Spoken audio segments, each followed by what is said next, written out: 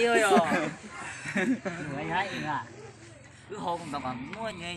Mà con nhớ nó là tôi nó sữa. Đó, tôi nó. Tôi nó sữa. Ôi, qua là gì tôi giảng hỏi đó. Tôi chỉ cần dạy nó tôi. Dạy nó sữa. Cái bố hậu là. 别等在后现在熟的。现在也后生也的情况了。我不想弄靠等这后生啊，有情况了呢。Tôi yêu. Tôi yêu. Lúc có lục châu kia con đang lăn trùng trùng đấy. Sai rồi. cái này chỉ không cú đấy. Mua cơ, mua cơ. Cho trẻ là chỉ nó đây hướng dẫn tụi é. Tôi hiểu cái. Thôi cả tiền bao tiền mình tôm đây này. Thế giờ có mua là có khủng Cho tụi á. Thế vậy nữa mà chỉ là cái một phần nhà gì ta.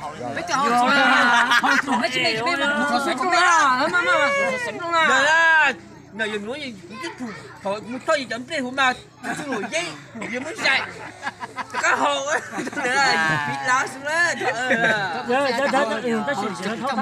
thấp bị lá đó Giờ là giờ giờ nó tỏ hồ này bị lá xuống cờ thâu cũng cá rồi xin lỗi giấy cũng tí xét không sạch cả đây quý bao nhiêu họ gì bị lá này lá thì xin lỗi giấy đấy 他们以后直接叫大军的，很厉害。 nó tiểu như hồ gì xí Thông thả hậu đấy hả? giờ à vài mấy mình sáng là câu nằm mò giờ tôi cái cú còn mòn tông còn một chiếc cá này rồi cái cú cái trái tông lời nó cái cú nó cái cú rồi hiện tông giờ chỉ cần tông hồ giờ ta giờ lúa cứng cầu lên nó mà cứng cầu lên mà sau này sau giờ lúa lên để mà hầu giờ chỉ cần tông giờ ta trăm mua cũng đâu giờ ok đấy rồi giờ sao mà chỉ cần cho lên cần tông rồi hồ Qua đấy, tụi é chờ tôi là thải ơi. đây một tuổi bây giờ ít tuổi hả Chả mấy lúc đi nó nó hậu đấy. nhỏ chỉ là hồ này có 也这个比也好啊，上一家也好个猛啊。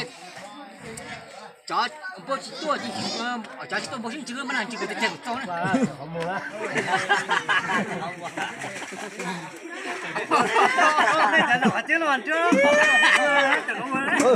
tôi ai giờ dùng chán rồi con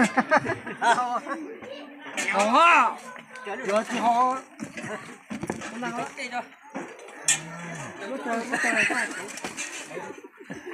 Ây da.